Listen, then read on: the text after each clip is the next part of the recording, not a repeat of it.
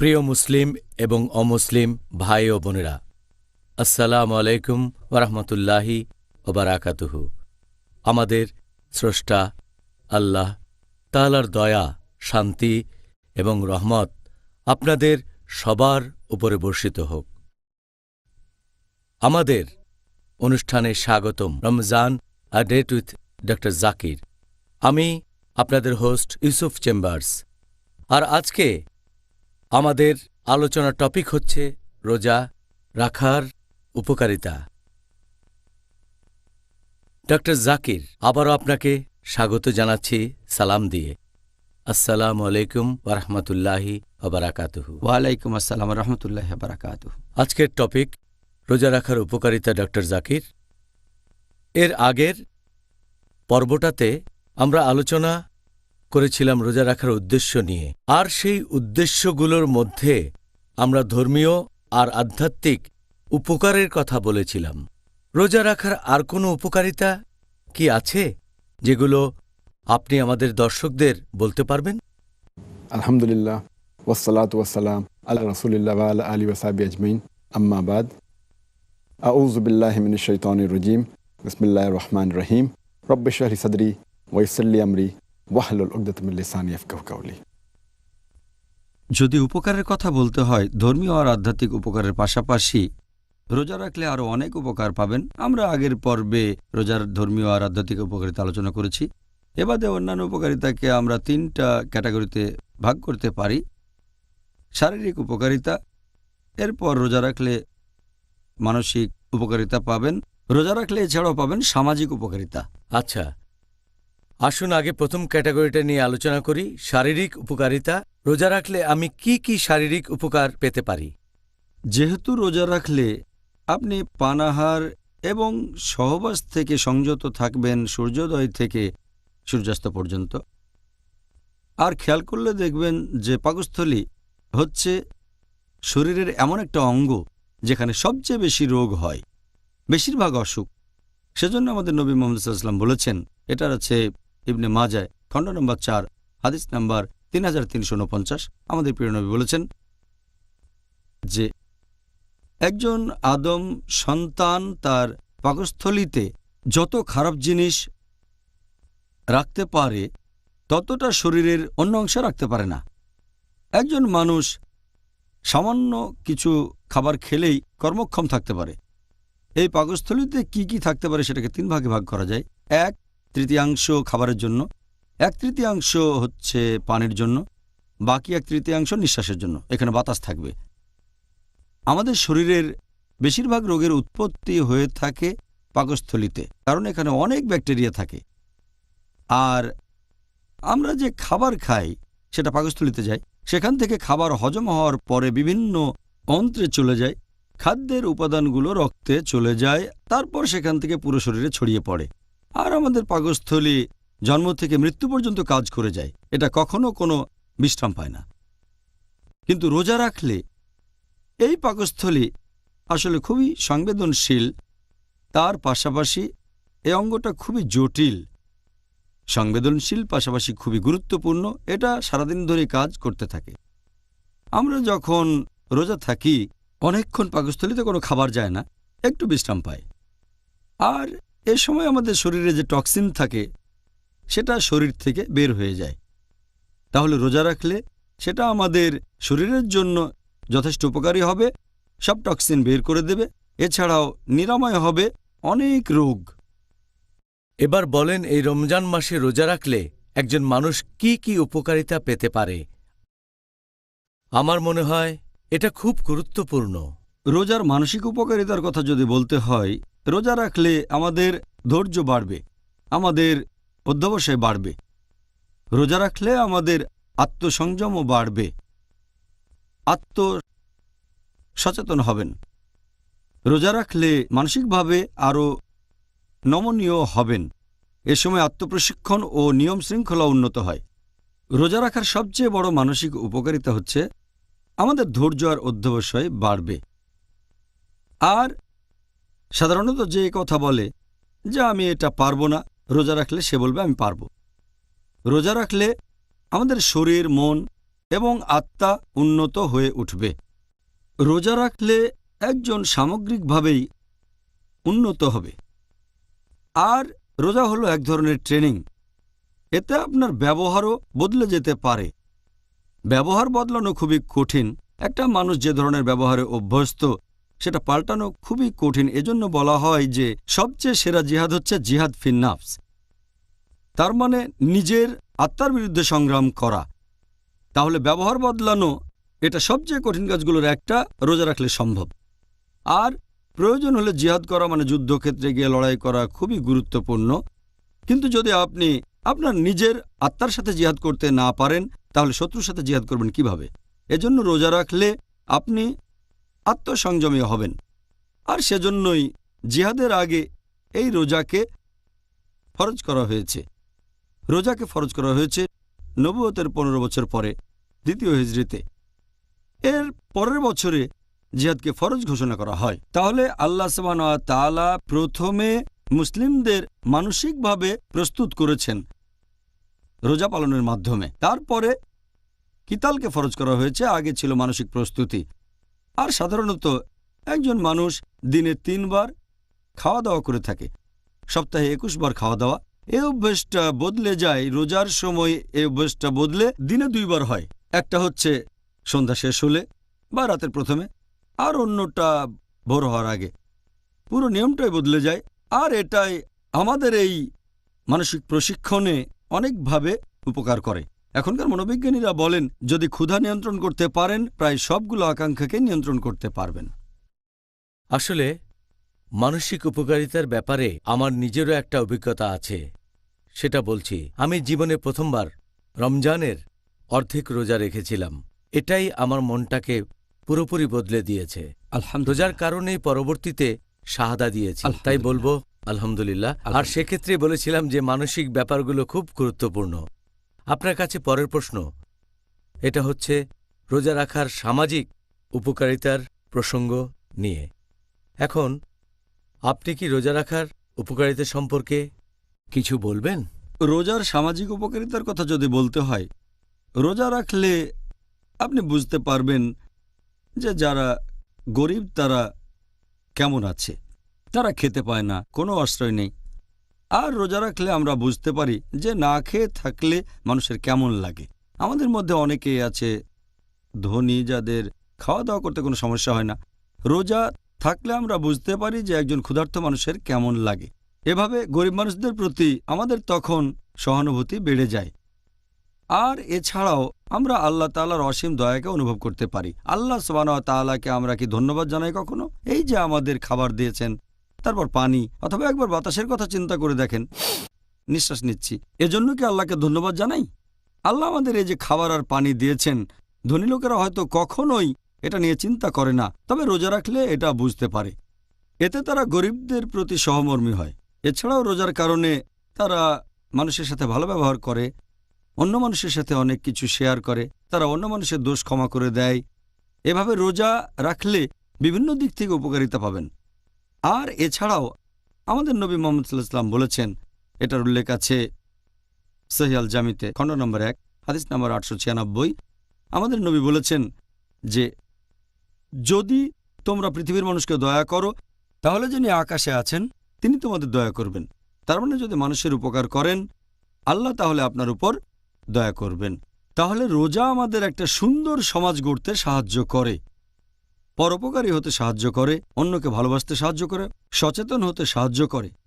এছাড়াও শুধুমাত্র গরিব লোকজনই নয়, সব মানুষের সাথে ভালো ব্যবহার করতে সাহায্য করে। পরিবারের সবার সাথে ভালো ব্যবহার করব, সমাজে সবার সাথে ভালো ব্যবহার করব। আর অনেক সময় আমরা এটা দেখি যে আমরা পরিবারকে বেশি সময় দেই না, বিশেষ করে পশ্চিমা বিশ্বে। রোজা রাখলে দিনে অন্তত 2 বার পরিবারের সাথে থাকবেন। আর আপনারা চেষ্টা করবেন রোজা রাখলে অন্তত সাহারিটা করবেন আপনারা পরিবারের সাথে, আর রোজা ভাঙার সময় পরিবারের সাথে ইফতার করবেন। এভাবে কমপক্ষে 2 বার পরিবারের সাথে সময় কাটাবেন। পরিবারের সবার সম্পর্ক জোরদার হবে, সবাই তখন একসাথে, বাবা মা সন্তান সবাই কাছাকাছি, বিশেষ করে পশ্চিমা বিশ্বে যেখানে এটা উপেক্ষিত। আমাদের এই সমাজের কথা যদি বলেন, এখানেও অনেক উপকারিতা আছে, অনেক সামাজিক উপকারিতা। আমরা অনেক সময় প্রতিবেশীর সাথে ইফতার করি, বন্ধুবান্ধবদের দাওয়াত দেই, প্রতিবেশীদের দাওয়াত দেই। আমাদের নবী মুহাম্মদ সাল্লাল্লাহু আলাইহি ওয়াসাল্লাম বলেছেন, এটা উল্লেখ করা হয়েছে সহিহ মুসলিমে, খণ্ড নম্বর 3, হাদিস নাম্বার 5379।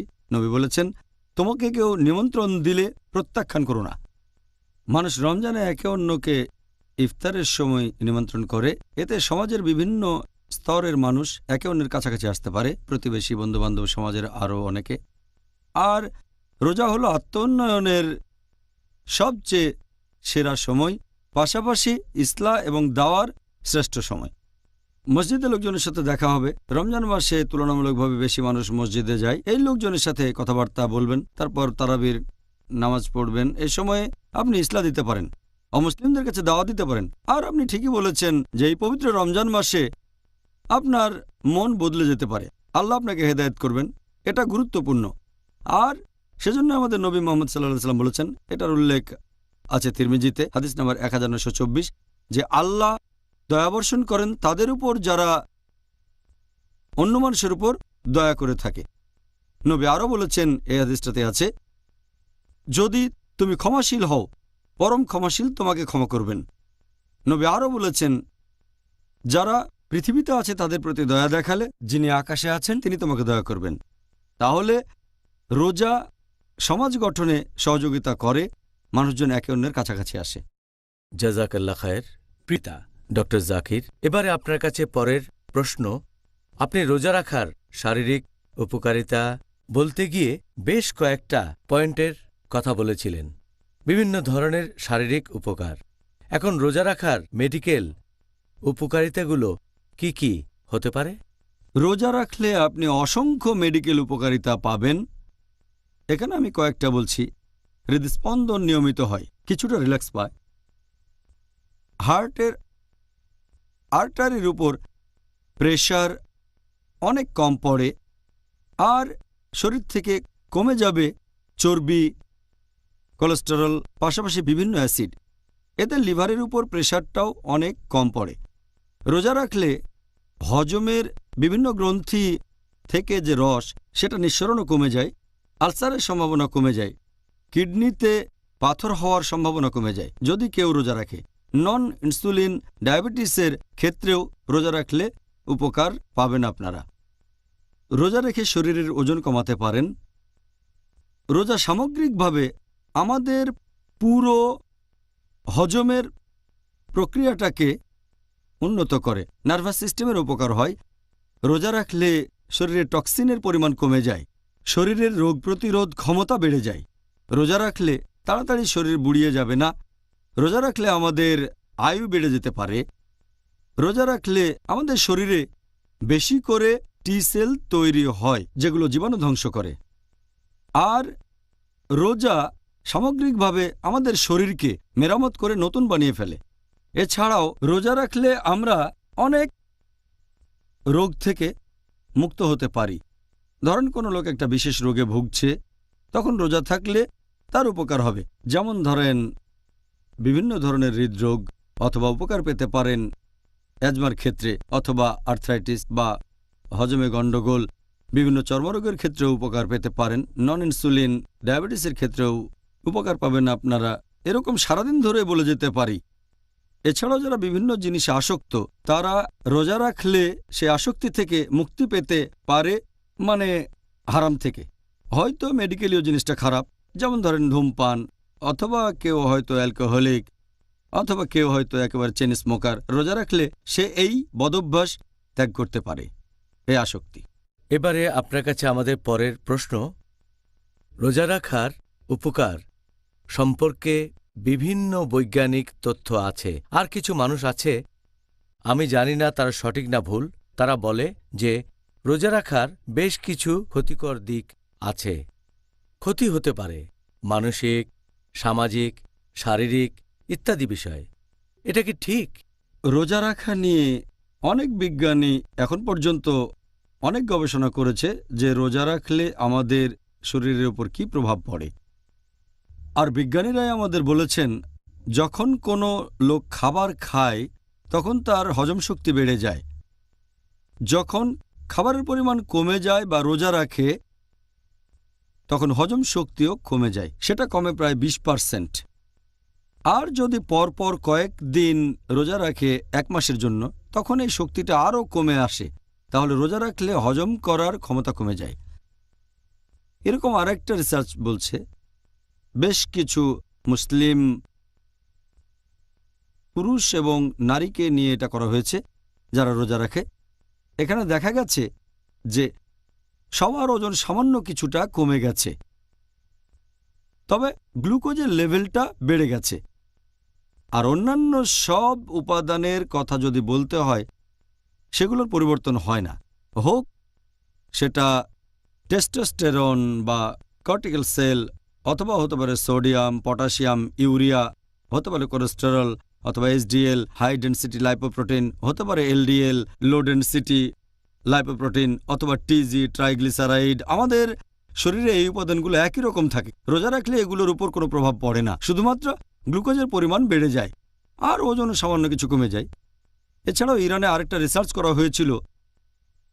কিছু লোক প্রত্যেকদিন রোজা ছিল প্রায় 17 ঘন্টা 30 দিন ধরে রমজান মাসে। দেখা গেল এতে করে পুরুষদের বংশবৃদ্ধির হরমোনে কোনো প্রভাব পড়েনি, টেস্টোস্টেরনে।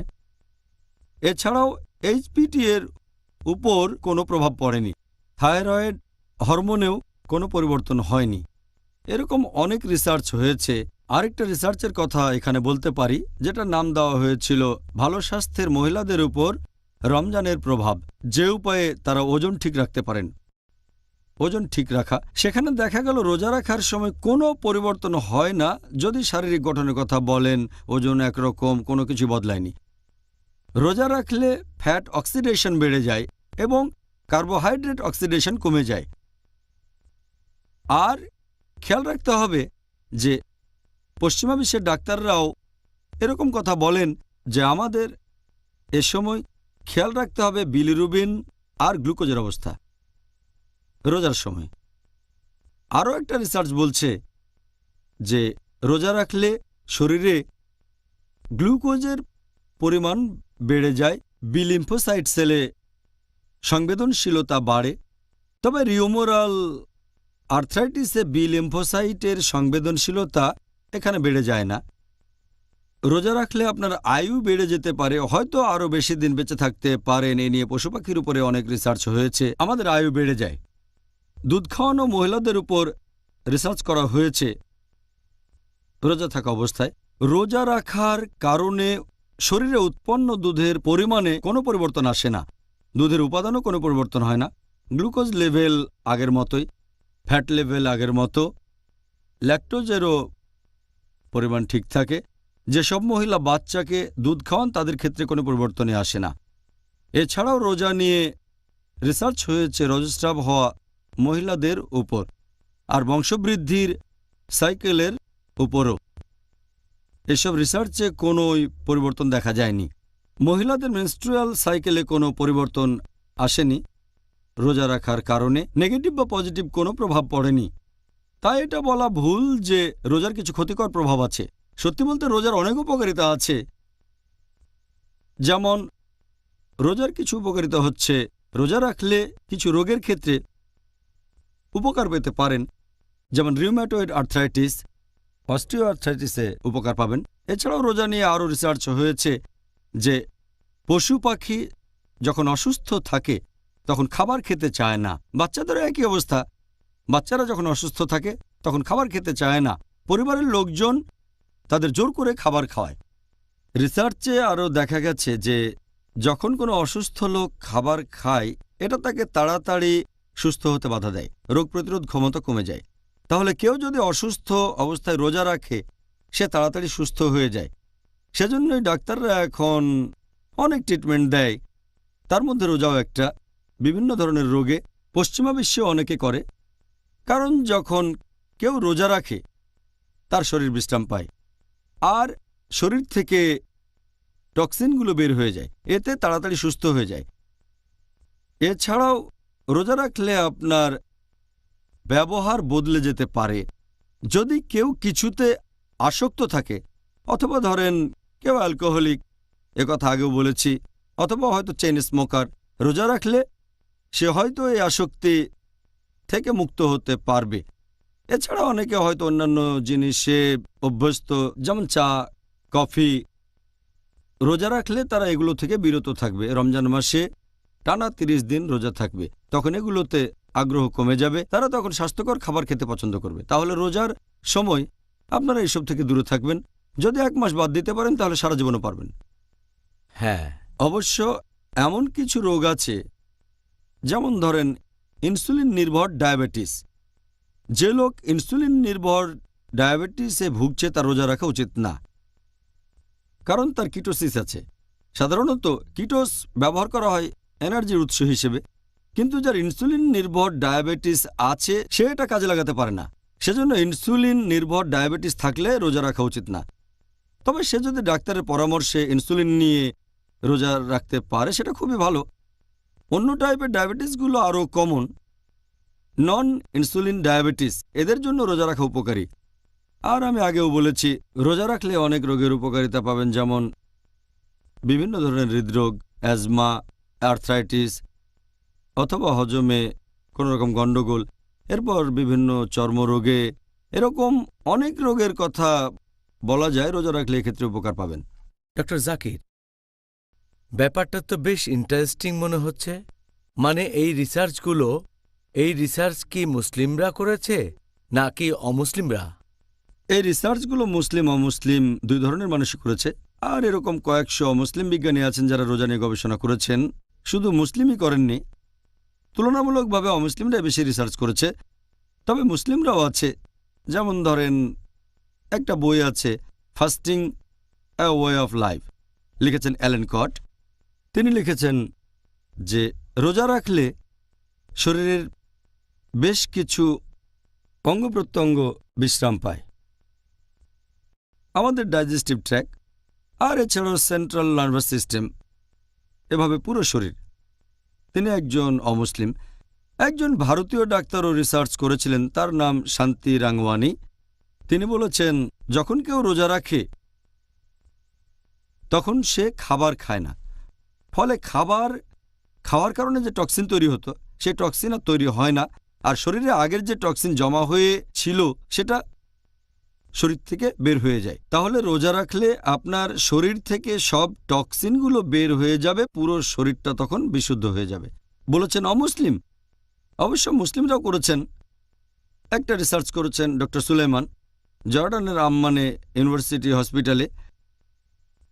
সেখানে রিসার্চ করেছিলেন বেশ কিছু পুরুষ ও মহিলার উপরে। 42 জন পুরুষ আর 26 জন মহিলা রিসার্চ করা হয়েছিল রোজা থাকা অবস্থায়। তাদের শরীরে পরিবর্তন নোট করা হয়েছিল, আর সেখানে দেখা গেল ওজন সামান্য একটু কমেছে, গ্লুকোজের পরিমাণ বেড়ে গেছে। তবে শরীরের অন্যান্য উপাদানগুলো testosterone, cortisol, sodium, potassium, urea, এই সবগুলো আগের মতোই আছে, কোনো পরিবর্তন হয়নি এই উপাদানগুলোর। শুধু গ্লুকোজের পরিমাণ বেড়েছে আর ওজন সামান্য কমেছে, আর কিছুই না। অমুসলিমরা রোজা নিয়ে অনেক রিসার্চ করেছে। একবার এরকম একদল অমুসলিম বিজ্ঞানী তারা আফ্রিকায় একটা রিসার্চ করল, যেসব জায়গায় দুর্ভিক্ষ হয়েছে সেখানে রিসার্চের ফলাফলে দেখা গেল যারা দুর্ভিক্ষের কারণে না খেয়ে ছিল তারা সবাই একই ক্যাম্পে, কিছু লোক খাবার খেয়েছে আর কিছু না খেয়ে আছে। যারা না খেয়ে আছে তাদের টিবি আর ম্যালেরিয়া হওয়ার সম্ভাবনা অনেক কম। তাহলে রোজা রাখলে টিবি আর ম্যালেরিয়াকে ভালোভাবে প্রতিরোধ করা যায়। আসলে এটা আল্লাহর দয়া, আলহামদুলিল্লাহ। ভাবতে পারেন যেহেতু না খেয়ে আছে তারা, এজন্য তাদের টিবি আর ম্যালেরিয়া হওয়ার সম্ভাবনা কম। আল্লাহু আকবার। অমুসলিমদের করা এইসব রিসার্চে দেখা যায় রোজা রাখলে আয়ু বেড়ে যায়, বেশি দিন বেঁচে থাকবেন, আর এতে তাড়াতাড়ি বুড়িয়ে যাবেন না। আরেকটা রিসার্চ করেছিলেন একজন মুসলিম বিজ্ঞানী, ওনার নাম ডক্টর ওসামা কান্দিল, হার্ভার্ড ইউনিভার্সিটিতে। উনি মুসলিম, তবে দেশটা অমুসলিম ইউনিভার্সিটি। তিনি সেখানে রিসার্চ করেছিলেন ক্যান্সারে আক্রান্ত রোগীদের উপর, আর দেখতে চেয়েছিলেন শরীরের সেলগুলো কিভাবে কাজ করে থাকে, বিশেষ করে কিলার সেল যেগুলো ক্যান্সার সেলকে আক্রমণ করে। আর তিনি কাউন্টিং করেছিলেন রোজা শুরুর ঠিক আগে তারপর আবার তিনি কাউন্টিং করলেন রমজান মাসের ২১ তারিখে, তারপর ২৮শে রমজানে। সেখানে বিশাল পার্থক্য দেখতে পেলেন তিনি। ২১ রমজান আর ২৮ রমজানের পরে শরীরে কিলার সেলের সংখ্যা অনেক বেড়ে গেল, আর এই সেলগুলো ক্যান্সার সেলকে আক্রমণ করে। তিনি দেখলেন রোগ প্রতিরোধ ক্ষমতা বেড়ে গেছে। মানুষের শরীরের যে রোগ প্রতিরোধ ক্ষমতা রোজা রাখার কারণে সেটা বেড়ে যায়। এছাড়া আরও একটা রিসার্চ করা হয়েছে ক্যান্সার রোগীদের উপর। সেখানে দেখা গেল যে টি সেল, যেটা মানুষের রোগ প্রতিরোধ করার কাজে দরকার হয়ে থাকে, এই সেলের পরিমাণ বেড়ে যায়। এই টি সেলগুলোর কাজ কি? আমাদের শরীরে কোনো রোগ হলে এই সেলগুলো হচ্ছে সৈন্য, অথবা তাদের বলা হয় মেজর জেনারেল, সেনাবাহিনীর মতো। এগুলো হলো টি সেল। শরীরে কোনো রোগ হলে এই টি সেলগুলো সেখানে গিয়ে রোগটাকে ধ্বংস করার চেষ্টা করে। এইডস নামে যে রোগ, এটা আক্রমণ করে এই টি সেলকে, তাই এই রোগের নাম অ্যাকোয়ার্ড ইমিউন ডেফিসিয়েন্সি সিনড্রোম। তাহলে রোজা রাখলে টি সেল বেড়ে যাবে আর মানুষের রোগ প্রতিরোধ ক্ষমতা বেড়ে যাবে। আমি আর একটা রিসার্চের কথা বলি। এটা করেছেন একজন ইউরোপিয়ান অমুসলিম ভদ্রলোকের নাম ডক্টর জেফরি। তিনি বলেছেন যে রোজা শুধু মানুষ রাখে এমন নয়, এই রোজা রাখে অনেক পশুরা, এমনকি গাছপালাও। তিনি উদাহরণও দিয়েছেন শীতপ্রধান দেশে যেসব পশু থাকে, যেখানে তুষারপাত হয়, তারা আলাদা আলাদা থাকে, তখন কিছুই খায় না, শীত নিদ্রায় চলে যায়। এখানে উদাহরণ হিসেবে ব্যাঙের কথা বলা যেতে পারে। এরা শীত নিদ্রায় চলে যায়, এ সময় তারা খায় না, রোজা রাখে। উনি সেখানে উদাহরণ হিসেবে আরও বলেছেন যে এমনকি গাছপালাও শীতকালে পানি না পেলে রোজা থাকে। কিন্তু তারপর যখন বসন্তকাল আসে, তখন গাছপালা সবুজ পাতায় ভর্তি হয়ে যায়, ফুলে ফলে ভরে যায়। তিনি পরামর্শ দিয়েছেন যে প্রত্যেক মানুষের প্রতি বছর কমপক্ষে ৪০ দিন রোজা থাকা উচিত। আমাদের মুসলিমদের জন্য রমজানের ১ মাস রোজা রাখা ফরজ, প্রায় ৩০ দিন ধরে। আর আপনি যদি শাওয়াল মাসের ৬টা রোজা রাখেন, তখন সব মিলিয়ে হবে ৩৬ দিন। তাহলে আল্লাহ সুবহানাহু ওয়া তাআলা এবং নবী অনেক আগেই আমাদের এই নির্দেশ দিয়েছেন, যেটা এখন এই অমুসলিম ইউরোপিয়ানরা দিচ্ছেন। রোজা নিয়ে অমুসলিমরা অনেক রিসার্চ করেছেন, এটা শরীরের জন্য খুবই উপকারী। ডক্টর জাকির, আপনি বেশ কয়েকটি রিসার্চের কথা বললেন, আর আমার ধারণা রোজা নিয়ে আপনি যতগুলি রিসার্চের কথা বললেন সেগুলো করা হয়েছে আসলে কিছুদিন আগে। রোজা রাখার এই উপকারিতাগুলো সম্পর্কে আগেকার দিনের মুসলিম লোকেরা কতখানি জানত? আগেকার দিনের মুসলিমদের কথা যদি বলেন, কিছু জিনিস তারা জানত আর কিছু জানত না। আমরা এখনকার দিনে যেভাবে জানি তারা ঠিক সেভাবে জানত না। এটার কারণ আমি পরে একসময় বলবো। এখন যদি বলেন যে তারা রোজার এই ব্যাপারগুলো সম্পর্কে সচেতন ছিল কিনা, একটু অন্যভাবে হয়তো এখনকার মতো জানতো না। আমি একটা বই পড়েছিলাম, লিখেছেন মৌলানা আবুল হাসান নাদভী, আরকানুল আরবা। সেখানে মৌলানা আবুল হাসান নাদভী সেই বইতে লিখেছেন আরকানুল আরবা। তিনি লিখেছেন খলিফা হারুনুর রশিদের সময়কার এক ঘটনার কথা। সেখানে তখন কথাবার্তা হচ্ছে খলিফা হারুনুর রশিদের খ্রিস্টান ডাক্তারের সাথে একজন মুসলিমের, তার নাম আলী বিন হুসেইন বিন ওয়াকিদ।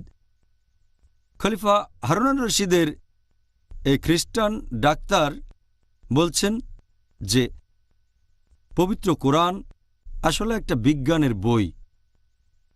আর আমরা জানি যে বিজ্ঞান দুই প্রকার, শরীরের বিজ্ঞান আর আত্মার বিজ্ঞান। এখন মেডিকেল সায়েন্সের ব্যাপারে কোরআন কি বলছে? তখন আলী বিন হুসেইন বিন ওয়াকিদ তিনি বললেন যে আল্লাহ সুবহানাহু ওয়া তাআলা কোরআনের অর্ধেক আয়াতে দুই বিজ্ঞান নিয়েই বলেছেন। পবিত্র কোরআনে সূরা আরফ অধ্যায় নম্বর ৭ আয়াত নম্বর ৩১, আহার এবং পান করবে, কিন্তু তোমরা অপচয় করবে না, কারণ আল্লাহ সুবহানাহু ওয়া তাআলা অপচয়কারীদের পছন্দ করেন না। তখন সেই খ্রিস্টান ডাক্তার বললেন, কিন্তু তোমাদের নবী মুহাম্মদ মেডিসিন সম্পর্কে কি বলেছেন? আলী বললেন যে নবী বলেছেন যে আমাদের পাকস্থলী হচ্ছে অসুখ হওয়ার প্রধান জায়গা। আর রোগ প্রতিরোধ করাই সবচেয়ে ভালো চিকিৎসা। প্রতিকারের চেয়ে প্রতিরোধ ভালো।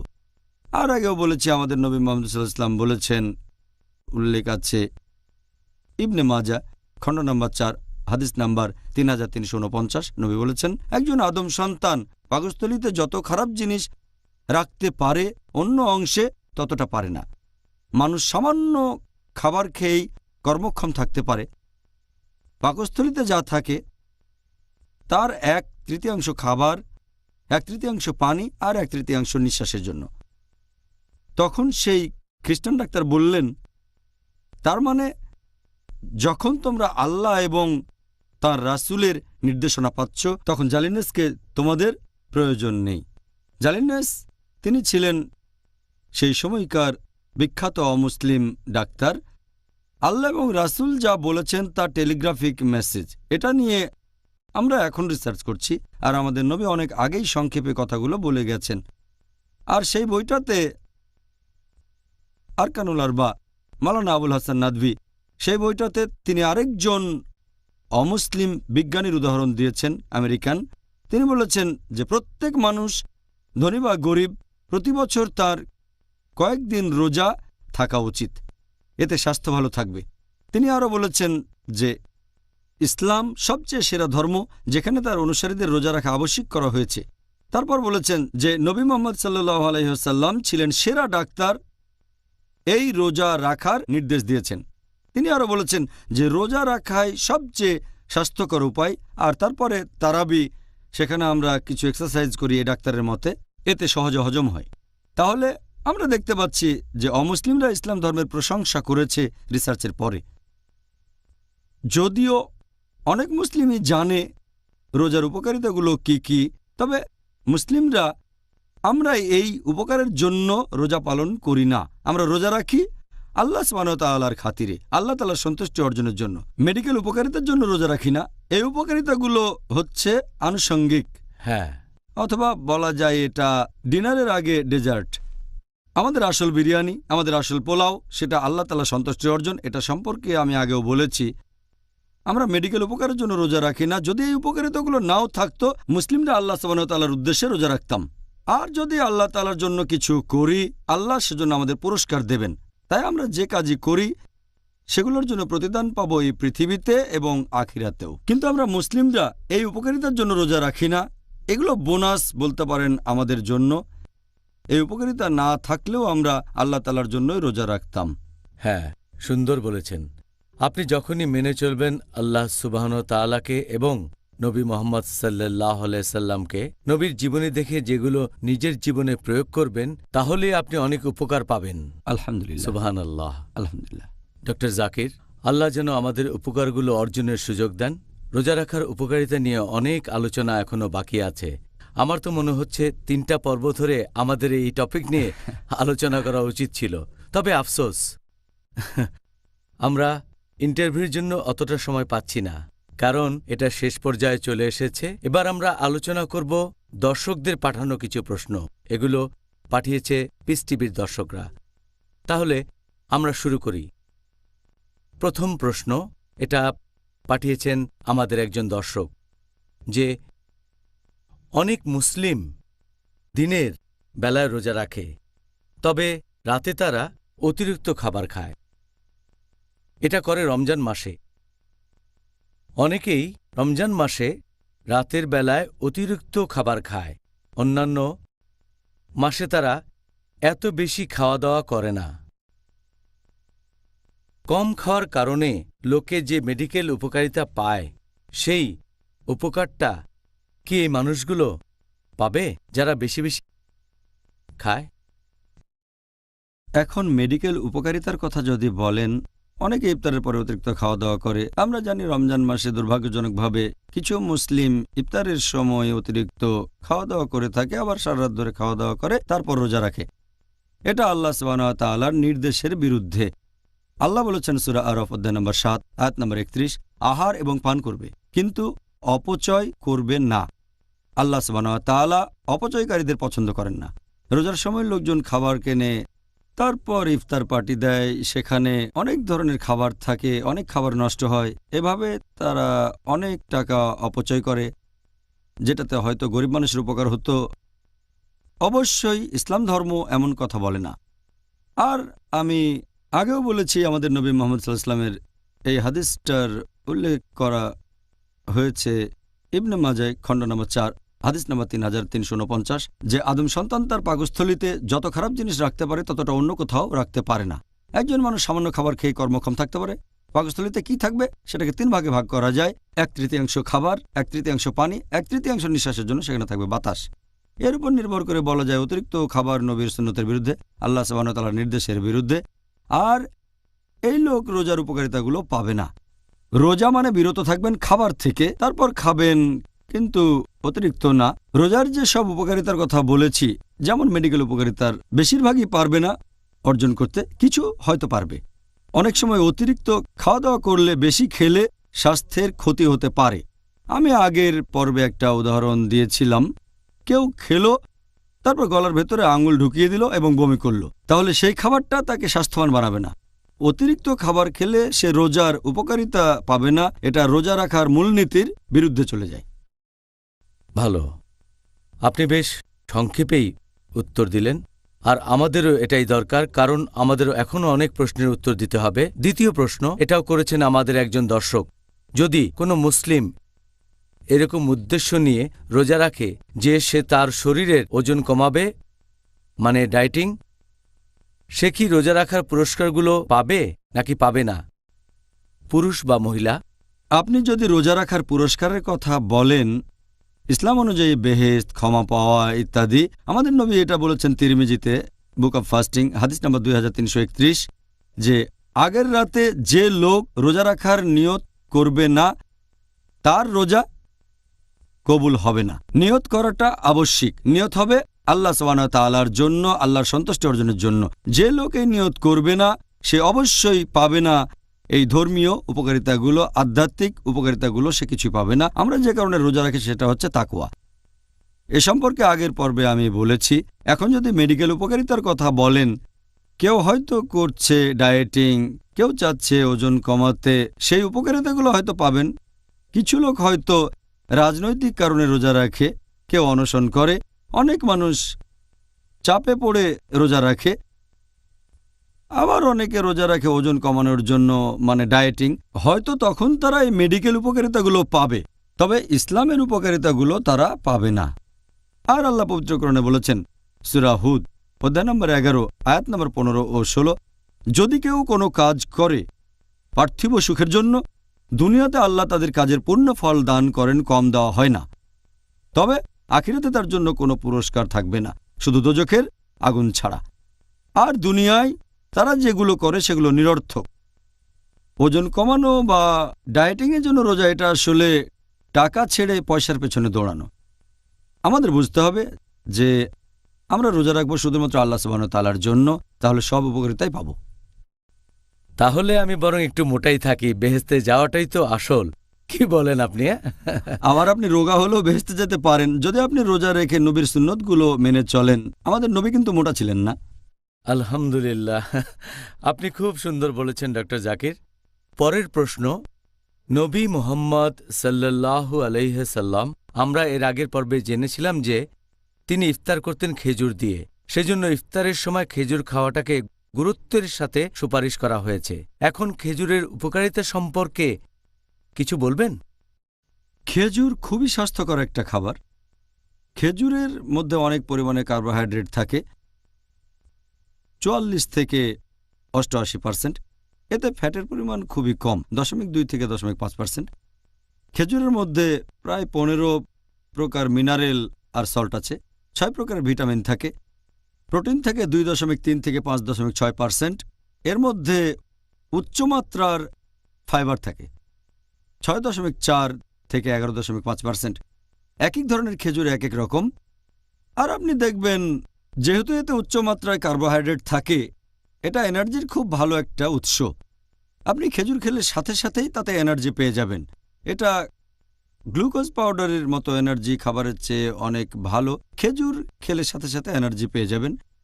একজন মানুষ শুধু খেজুর আর পানি খেয়ে মাসের পর মাস বেঁচে থাকতে পারে। আর আমাদের নবী মুহাম্মদ সাল্লাল্লাহু আলাইহি সাল্লাম যখন ঘরে অন্য কোনো খাবার থাকতো না তখন খেতেন শুধু খেজুর আর পানি, আবার মাঝে মধ্যে খেজুর আর উটের দুধ। তাহলে খেজুর একটা স্বাস্থ্যকর খাবার। এর ফ্যাট আপনার ওজন বাড়াবে না, বাড়লেও সামান্য। তাই লোকে ভয় পায় যে এই খাবার খেলে ওজন বেড়ে যেতে পারে। খেজুরে সে ভয় নেই।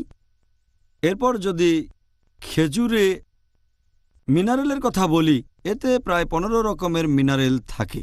এছাড়াও খেজুরে থাকে ফ্লোরাইড, যেটা দাঁতের ক্ষয় রোধ করে থাকে। খেজুরে আছে সেলেনিয়াম, যেটা ক্যান্সারের বিরুদ্ধে যুদ্ধ করে। এছাড়াও শরীরে রোগ প্রতিরোধ ক্ষমতা বৃদ্ধি করে। খেজুরে 6 প্রকারের ভিটামিন থাকে, যদিও ভিটামিনের পরিমাণ অনেক কম, পরিমাণে কম। এতে থাকে ভিটামিন সি, ভিটামিন বি1, ভিটামিন বি2, নিয়াসিন, এরপর থাকে ভিটামিন এ।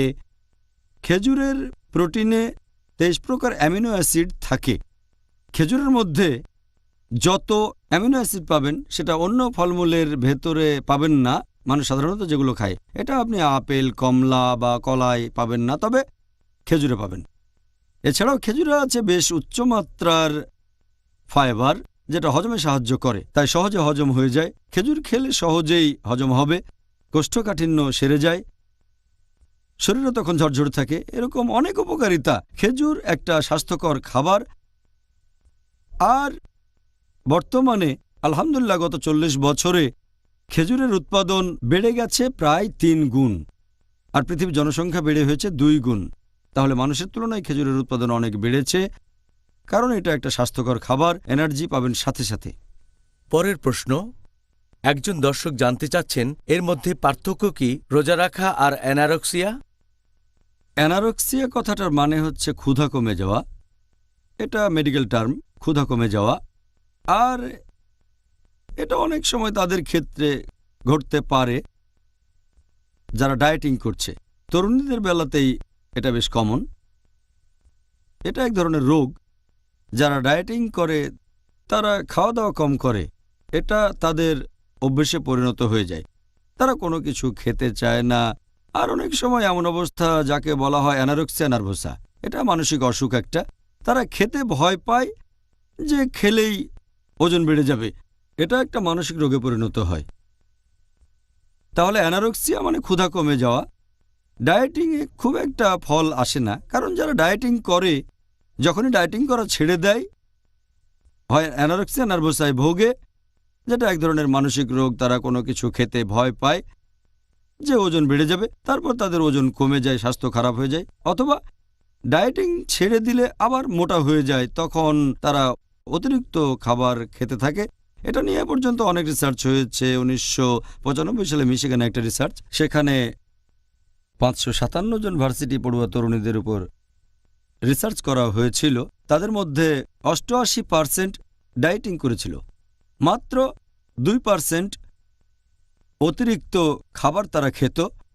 তবে 6 মাস পরে এই দলে 19% তরুণী চলে আসলো, অতিরিক্ত খেতে লাগলো। কারণ যখনই ডায়েটিং বন্ধ করবেন আপনি তখন বেশি খেতে চাইবেন আর মোটা হয়ে যাবেন। অথবা আপনার অবস্থা হতে পারে এর উল্টোটা, অ্যানারক্সিয়া নার্ভোসা, যে আপনি কিছুই খাবেন না, এতে আপনার স্বাস্থ্যের ক্ষতি হবে। সুবহানাল্লাহ। আল্লাহ যেন আমাদেরকে এটা না দেন। পরের প্রশ্ন, রোজা রাখা আর অনাহারে এই দুইটার বৈজ্ঞানিক বিষয়ের পার্থক্যটা কি? রোজা রাখা বৈজ্ঞানিকভাবে আমরা করি 24 ঘন্টার মধ্যে প্রায় 12 ঘন্টার মতো।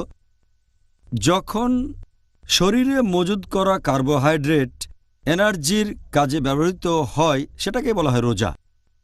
যখন এটা শুরু হয় প্রথম দিকে আমাদের শরীর খাবার থেকে এনার্জি নেয়। যখন খাবারের পরিমাণ কমে যায় মজুদ কার্বোহাইড্রেট থেকে, যখন আমরা এনার্জি নিতে থাকি, সেটাই হচ্ছে রোজা। তবে শরীরে মজুদ কার্বোহাইড্রেট যখন শেষ হয়ে আসে, পুরোপুরি ব্যবহৃত হয়, তখন কাজ করে হচ্ছে প্রোটিন। যখন প্রোটিন থেকে শরীর এনার্জি নেয়, সেটা অনাহারে থাকা। তখন দেখবেন শরীরের মাংসপেশি কমে যাচ্ছে, মানুষটা শুকিয়ে যাচ্ছে, তখন দুর্বল হয়ে পড়ে। বৈজ্ঞানিকভাবে যখন শরীরে মজুদ কার্বোহাইড্রেট শেষ হয়ে যায় আর প্রোটিন ব্যবহৃত হতে থাকে, সেটাই হচ্ছে তখন অনাহারে থাকা। আর এই শরীরের জন্য মোটেই ভালো নয়। রোজা রাখা শরীরের জন্য ভালো, অনাহারে থাকা ভালো না। ওয়াও, জাযাকাল্লাহ খায়ের। সুন্দর বলেছেন ডক্টর জাকির। আমরা আজকে রোজা রাখার উপকারিতা সম্পর্কে জানলাম। আমি আশা করি আর দোয়া করি আল্লাহ তাআলার কাছে যাতে করে আমরা রমজান মাসে রোজা রাখার সবগুলো উপকারিতাই অর্জন করতে পারি। আপনি আজকে আমাদেরকে রোজা রাখার যেসব উপকারিতাগুলো সম্পর্কে জানালেন, জাযাকাল্লাহ খায়ের। জাযাকাল্লাহ, শুকরিয়া। প্রিয় ভাই ও বোনেরা, আল্লাহ যেন আমাদের এই পবিত্র মাসের সবগুলো উপকারিতা অর্জন করা সৌভাগ্য দান করেন। আর এখন কোনো অজুহাত দিতে পারবেন না, কারণ আপনারা এখন রোজা রাখার উপকারগুলো জানেন, যেমন আধ্যাত্মিক, ধর্মীয়, শারীরিক, মানসিক, মেডিকেল ইত্যাদি। এখন আর কোনো অজুহাত নেই। আশা করি আজকে ডক্টর জাকির নায়েকের বলা পরামর্শগুলো আপনারা গ্রহণ করবেন। আমাদের পরবর্তী অনুষ্ঠানে আপনাদের সবার সাথে আবার দেখা হবে। সেদিন আমাদের আলোচনার টপিক রমজান, অনুশোচনা বা তওবা করার মাস। আসসালামু আলাইকুম ওয়া রাহমাতুল্লাহি ওয়া বারাকাতুহু।